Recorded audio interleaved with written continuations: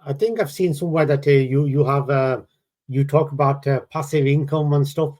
So do you like Mhm. invest? Are you an investor? You invest in your spare time? Is that something you do? Well, the closest to passive income that it would probably be affiliate marketing. Uh,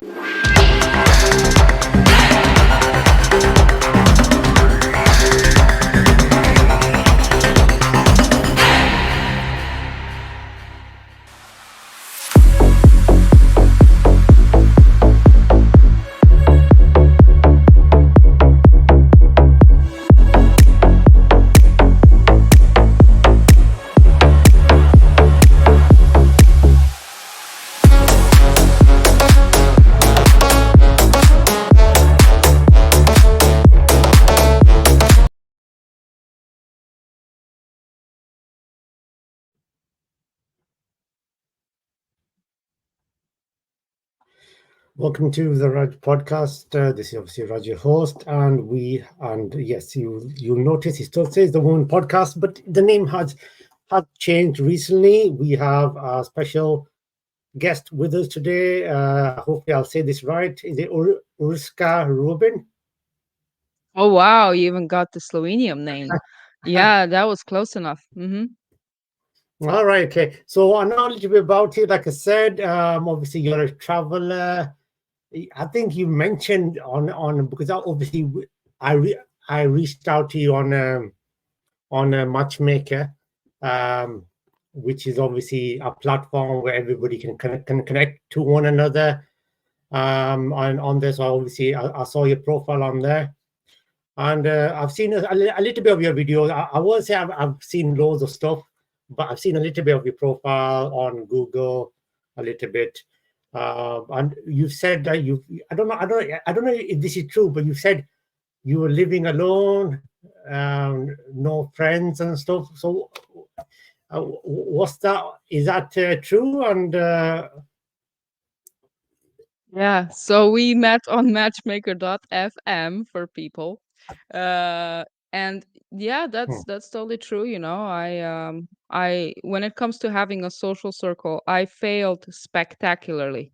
So that means I'm just being honest here, right? I don't think I'm alone in this situation, but I have like hmm, zero friends. Don't have a relationship. And yeah, it's something that I am looking to change, but at the moment, correct, I am living alone and I have no friends, and I am pretty much spending 97% of my time in activities that basically require just one person. So is that healthy? Well, probably not. Am I lonely? Eh, not really. Not really. Otherwise, I probably would have a friend by now. And you know, it's the thing that there's two reasons why I do not have a social circle. Number one is I don't socialize enough. I don't go to any social events at all. The last time I was at social event, it was it was some time ago, and so that's number two. Because in order for you to have a friend, you need to actually meet people. And then number two is I am not very good at nurturing my connections with people, right? So, in order for someone to go from an acquaintance to an actual friend, you need to kind of water that relationship. And I'm not very good at that, to be honest. So, those are two things. And I know what to do. Like, I know what to do to get a friend. I'm not really sure hmm. why I don't do it. Is it because you're so busy in your life? I know you do loads of stuff. You're a podcaster yourself, and I've seen some of your videos which are really good. I've seen them on YouTube recently. So when you type in your name, it comes up lots of stuff on YouTube. So you keep yourself very busy. You're self-employed, like you've mentioned on your profile. So I guess that doesn't free up too much time. Yeah, I mean, there's a difference between being busy and being productive. I don't Hmm. really think I used to think that those are the same things. So when I became self-employed at first, I thought that if I don't spend 16 hours a day grinding, that somehow I don't deserve success. But now I figured that hey, 2 hours of deep work per day is just fine, and I'm as or more productive than otherwise. Besides, when you're not working, this is where you can get more creative than when you are busy. So I wouldn't say it's the busyness. My days are occupied by a lot of stuff. I know that if I want a certain thing to happen, that I'll take time. So I'm kind of not sure myself. Like, it's not busyness. Is it me not being interested in having friends enough? And I think that the majority is probably that, although that's probably going to backfire in a decade or two. So I need to consciously work on having a social circle of at least one person.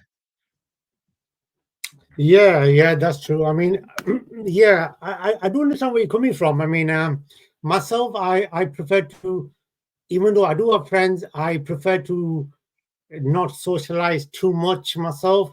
And I've got a small circle, just a small circle compared to my friends who have a massive circle. Yeah, because they prefer to have. They've got one of my mates. He's got about seven, eight friends. The other one's got quite a lot of friends as well. But me, just about three. That's it. It doesn't. It never extends to more than that. And It's that's it. Yeah. I mean, 3 or 4 is a luxury. I mean, everything all you need is a one good friend. You don't need many people. You just need Hmm. one bad motherfucker. Can I curse on this podcast? Yeah, I don't think YouTube has Okay. any problem with that. I Okay. don't think they do. Yeah, Um, it's not for kids anyway. The so YouTube. So, yeah, hey, I mean, I think the smaller the circle, the better because then mm, you can connect to these people more, but there has to be a circle. Still, you need someone in your life. I remember the last time I socialized, it was a social event. It was an anniversary of graduation. So there were my ex schoolmates, my peers. Um right. so And by the way, one thing I noticed is that we're going to our 30s now. I thought I don't have it right in life. I thought maybe I'm not successful enough, maybe I don't know what they're doing. And then I met up with these people, like 30 people. No one knows what they're doing. So that's good news for people in their 30s. Anyway, and also I noticed that and I've been alone before that for months.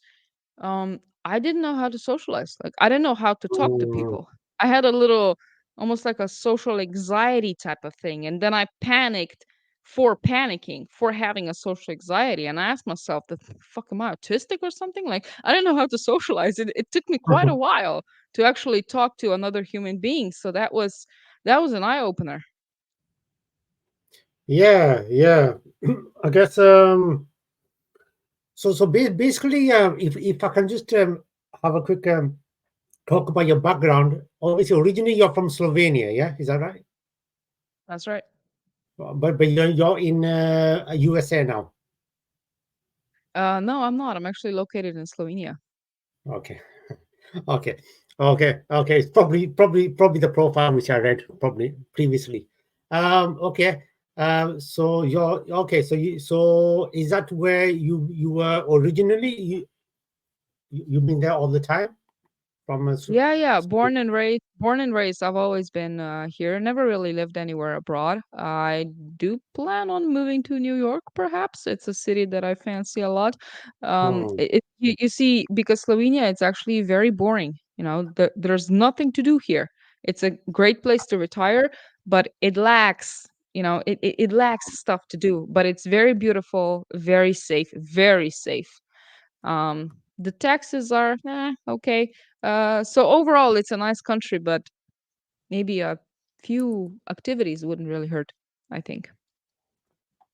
Hmm. So you mean there's not much social activity to do. Say for example, you had a friend and you wanted to go out to places. There wouldn't be that many social things to do.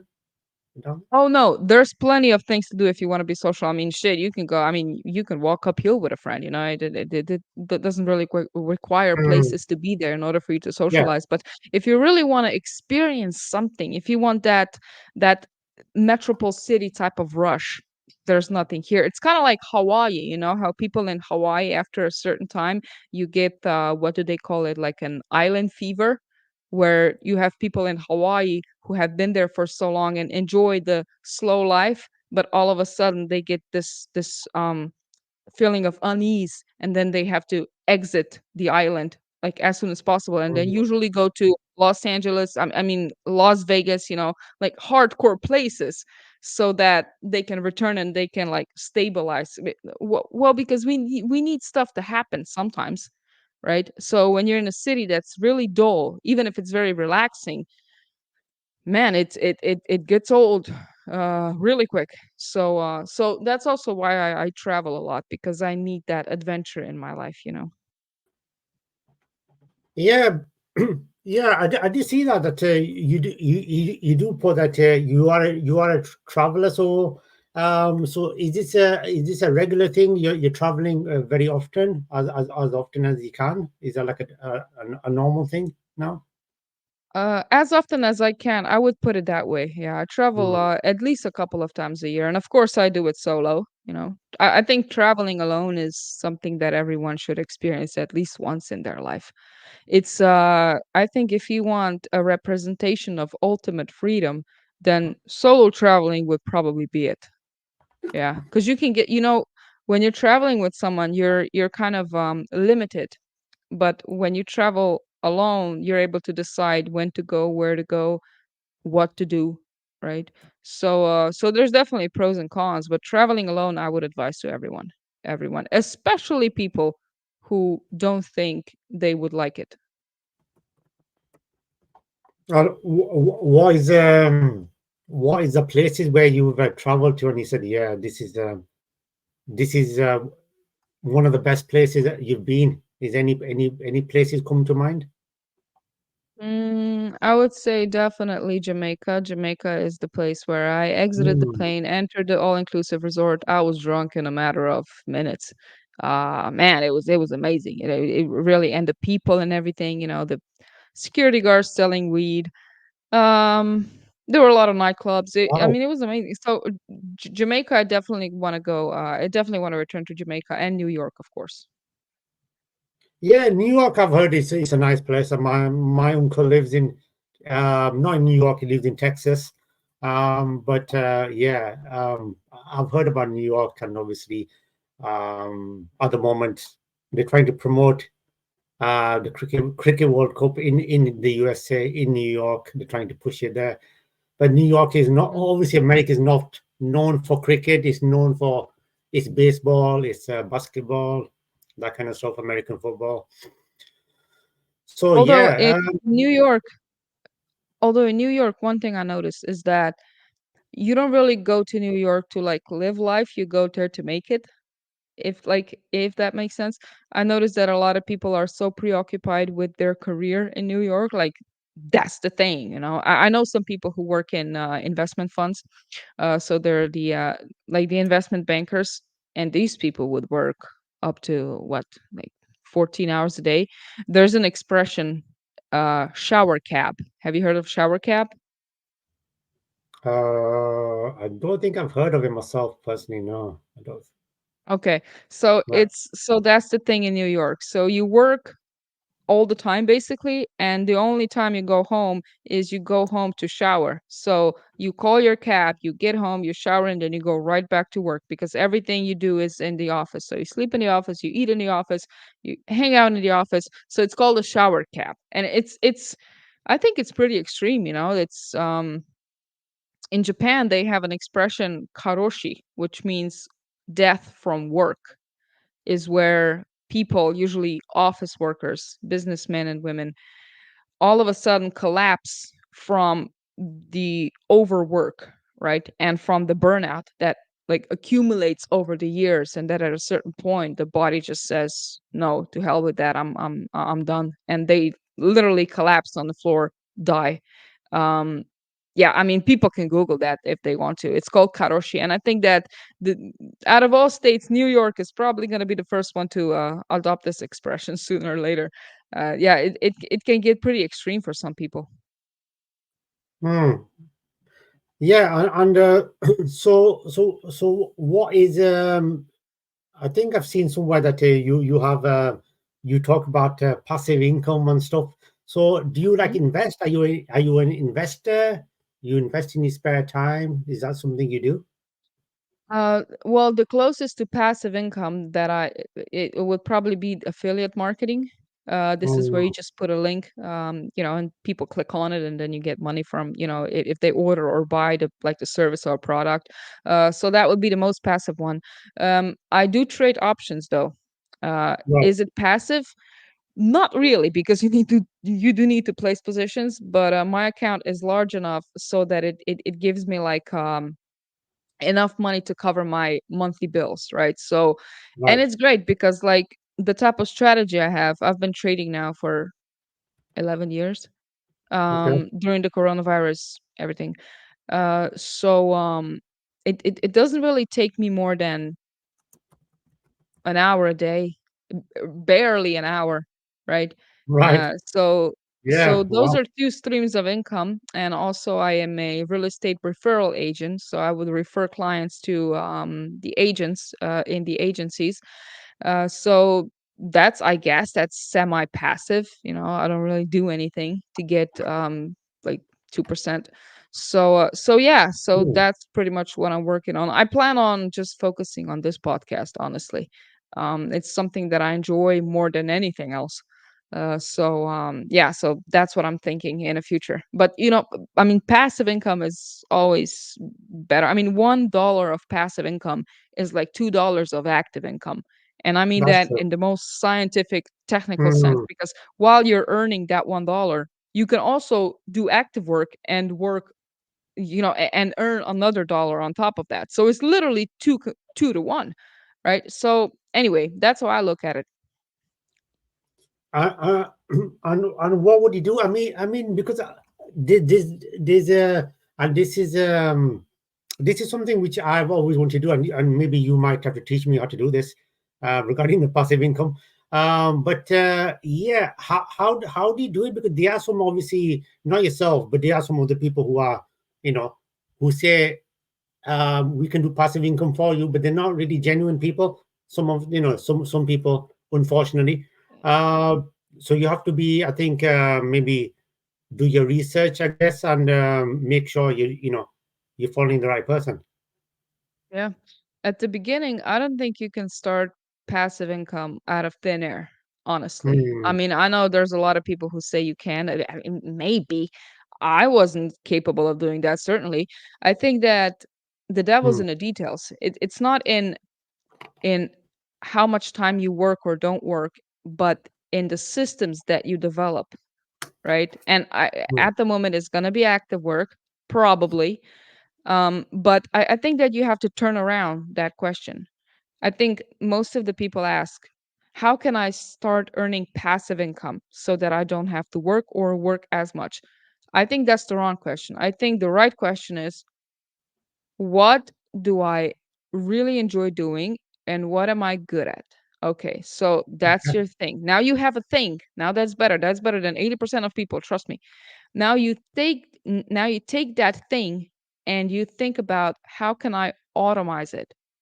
How can I implement a Right. system where it's going to generate passive income as opposed to active income? So you start with active income and then you progressively develop a system, right? So I'll give you an actual example, because otherwise it's just baloney.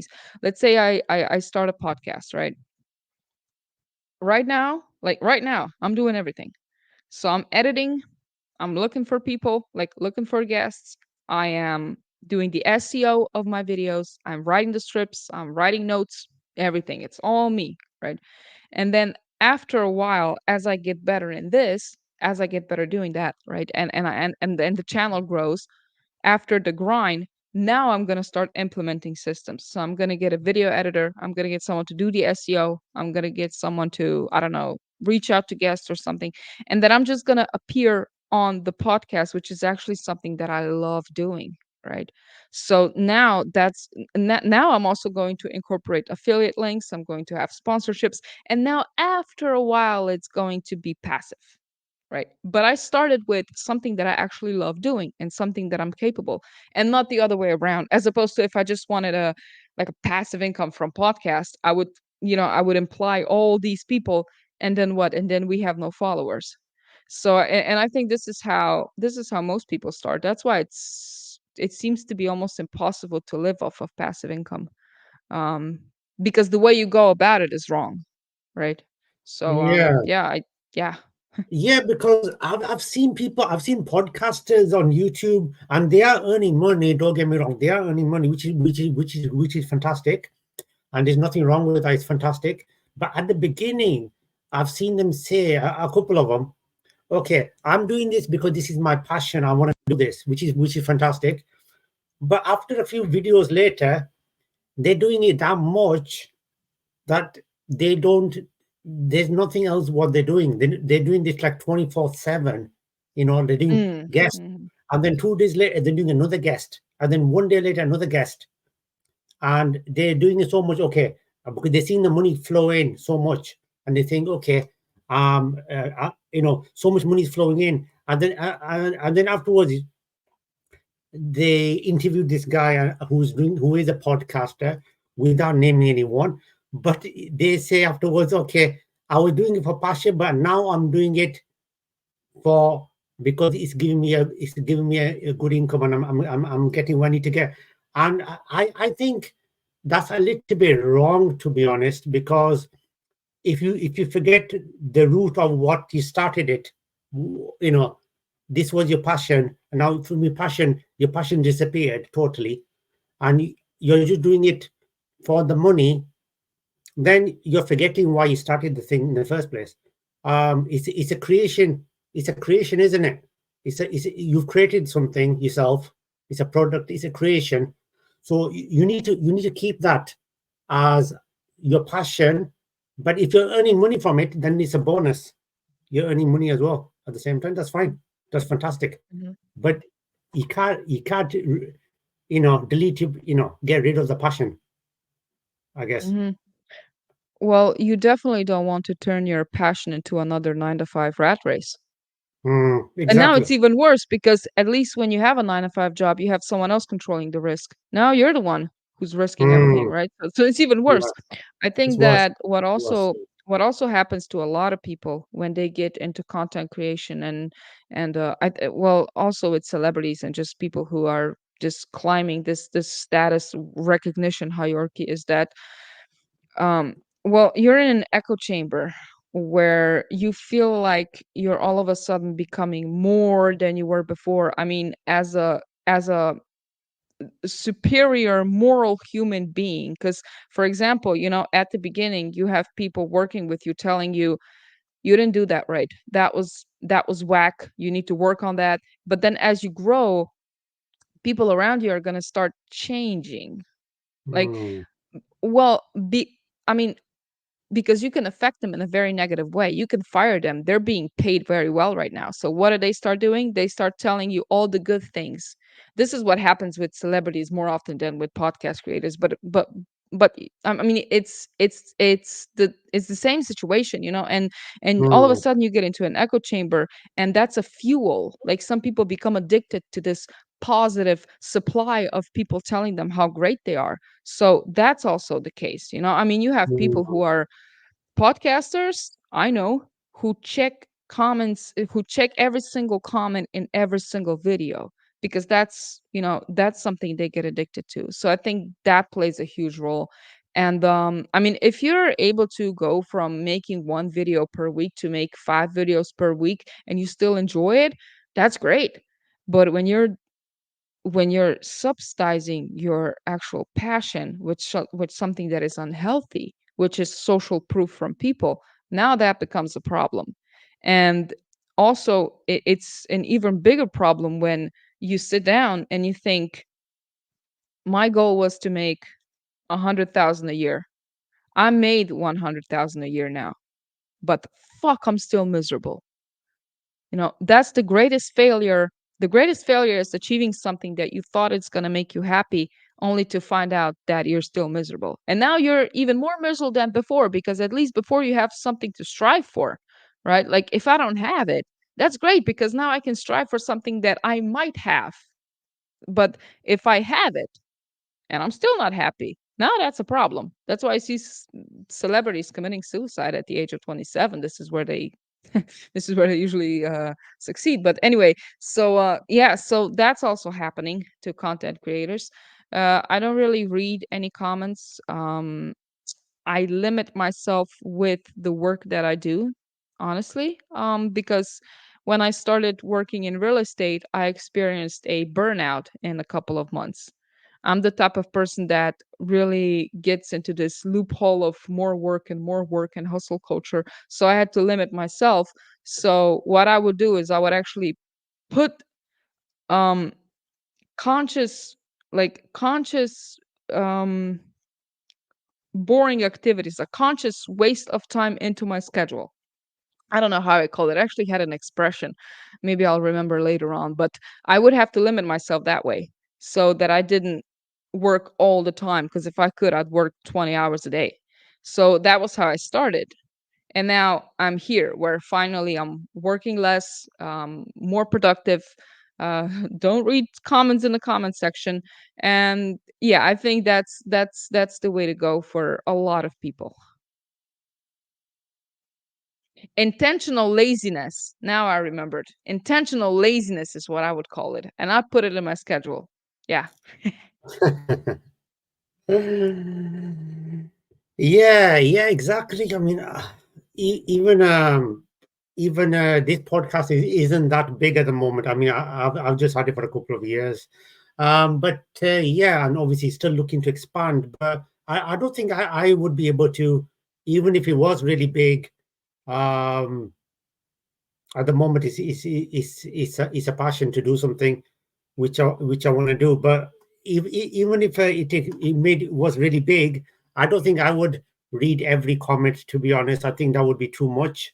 I don't think that would be the right thing to do. To be honest, read every single comment. I think you're getting a bit too much. Then uh, you should just keep your mind clear, I guess, like you said, and just you, do what you think is your passion, and Yeah, keep on also doing it because because yeah.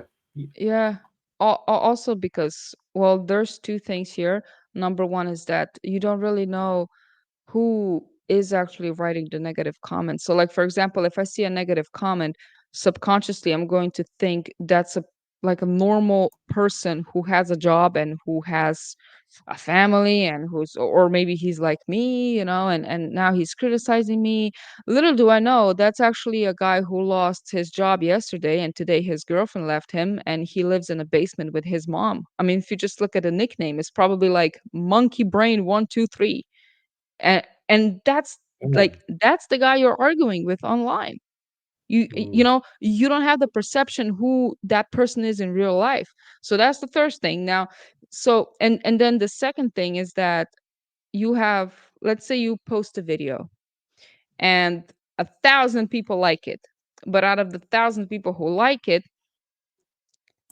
maybe three are going to write a comment, because writing a comment saying that was a good video is not, it's doesn't really seem like a good waste of time, so to speak. So so these people are maybe going to leave a like and then they'll leave a video, and then they'll watch another video. They liked it, that's it. But then you have five people who didn't like it. Now four of them are going to write a comment because they have something to say. So if you it, you know if you have a negative feeling about something, you're more likely to write a comment. So automatically it's very skewed to the negative side. You don't even have like an objective perspective of how people liked your video. And also it's Mm. gonna it's it and I mean, the way algorithms work, they're probably gonna push the negative comments on top because those are the comments that get the most interaction from other people. We are really, what would you say, our perspective shifts a lot more to the negative side because that's what helped us survive for millions of years. So incorporating that into social media is can be pretty dangerous. So that's why comment section is, I mean, every now and then you can get something that is actually useful. Like if you see a criticism that keeps on repeating, like if multiple people write the same criticism, then that's probably something you should look into. So, I mean, it's good to have a team to do that for you. But reading comments, I don't see how it's really anything else but a waste of time. Yeah, Yeah. yeah. I mean, yeah, exactly. Because when I used to promote the podcast on Facebook, I used to get so many negative people commenting. Lots of Mm. people negative, and these are just not a little bit negative, like lots of negative. Oh, this is this blah blah, and this, and some people would be not just negative on me; they would be negative on me anyway. And these are guys, not women. Women would be negative. They would be supportive, to be honest, towards me, Hmm. towards the Hmm. podcast. But it was when it was promoted towards the guys, some of the guys would be negative, and they would start then hurling abuse, not on just me, but also on the guest who's coming on the podcast. What type of topics would you post? Like, what type of content would they be negative towards the guys? That a woman has, a woman has, she suffered abuse, and if I had a guest on who has suffered abuse, and this could be who abuse from a husband or whatever partner and stuff, and they would be negative about that. Oh, I don't care about what here. I don't believe this. I don't care about what you're saying, and that kind of some Mm. stupid stuff really, which doesn't make any sense whatsoever. Because until you're not in a situation, you should not comment on the situation, and that's what I was always told when I was growing up. You don't comment Mhm. if you don't know on I mean, somebody's well, I life. tend to that not knowing doesn't stop people from commenting, that's for sure. But It does. It does. That's a, you that's know, that's a it's dangerous thing to do, though. I think it's a dangerous thing, because you're commenting on something you don't know what they've been through. So that's the first thing. You have no idea what they've been through. They could have been through yeah, hell and back, and you're there taking making fun of it, which is wrong. You can't justify that. You can't justify that, and that shows what kind of values do you have. So then I had to stop myself advertising that much on that social media. I had to cut back on the advertisement and then cater towards social media, which didn't give me that kind of stuff. So I could stay in the right, right frame of mind. Because I don't want to attract these kind of negative people. Because they're just not, for me personally, they're not worth it. They're not worth me wasting my time looking at, showing their comments popping up on a big notification, and me wasting my time commenting them back, because I don't comment back to these people anyway. I won't waste my time. It's no waste yeah. of But the time. That's problem is, I mean, the problem is again in overvaluing where does opinion come from. mm, Because someone can write a negative comment and you're all up in arms about it, but he might be drunk. He might even not know what he wrote the next day, and you're sitting mm, reminiscing about it for a week. How about that? And in a way, I mean, there's not enough um attention paid to the well-being of men. I do recognize that, and maybe this is a way of some immature men kind of yeah, backfiring in that way. Like they chose this channel to complain as opposed to something else. um yeah. that's one thing, and it's I mean, I don't know in what mindset you have to be in order to be like a social media troll sober. Mm, that's true. So That's true. Mhm. people whose comments, to I mean, to those people, I can't really relate. We're not speaking the same language if you're writing negative comments on social media, and you probably have bigger problems than my content anyway. So so that's one thing. Mm, that's Yeah. true. That is absolutely, you're absolutely right. And when you how long has it been then since you've been a podcaster, and what do you if you tell us a little bit about what do you like to talk about in your podcast? Yeah. Man, I mean, recently I've created probably some content that the female audience wouldn't like. Actually, I my audience is 80% male. Um, I've been doing it for about over a year. Usually I do politics, psychology, and like drastic things that I'm interested in. So I'll give you some examples. I had a Holocaust survivor. I had a former FBI agent who was interrogating people. Now I'm going to have someone who was wrongfully accused of rape and spent time in prison 20 years, although he was innocent. He just came out. Mm, I had someone who went from a college professor to a prostitute due to meth addiction. I had I had someone who murdered someone and he spent time, I think 30 years in maximum security prison. So he's talking about like the politics and psychology of surviving a prison. Um, anyway, so it's a very diverse topic. And the reason why I said that the last couple of videos are probably not going to be liked by a lot of women is because I talk about the women's overpriced market value, and how social media has enhanced the the perceived women's market value, inflated in a way. And I talk about how you cannot have hypergamy and equality at the same time, which means that a lot of hypergamous women do not really want to be equal. So I've touched on a lot of, you know, iffy subjects. So for that reason, I think there are some videos out there. I talked about mm, incels as well. So it's psychology of different fields, and then also politics. But it also, when I talk about politics, it has like a certain incorporation of psychology. So I would go like narcissism in politics or something like that, or psychopathy. Yeah, that's what I talk about. Yeah. Fun. Fun. Attracts a lot of it, comments, that's it for is. sure. Oh, you're fantastic. Yeah, I mean, yeah, definitely, definitely down the line, I definitely need to bring you back on to talk about politics. I think that would be a fun. I think that would be a very, very fun episode, to be honest. Yeah, But obviously, especially since I believe that the left has a borderline personality disorder, like a mm, collective borderline personality disorder, and yeah, narcissism is a religion of the future. So that'd be fun. Yeah, I'm definitely very anti-woke, which is something I see mm. spreading around in the United States quite What, rapidly. what do you, I mean, just talking briefly, what do you think about um, the politics in America at the moment regarding obviously Biden, Trump.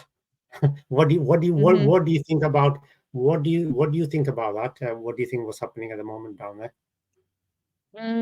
Well, in generally, I'm a very big fan of United States. I Mm, think it is untouchable from the outside, but not from the inside. So it can mm, implode, and if it's gonna collapse, it's gonna be due to people inside, not outside.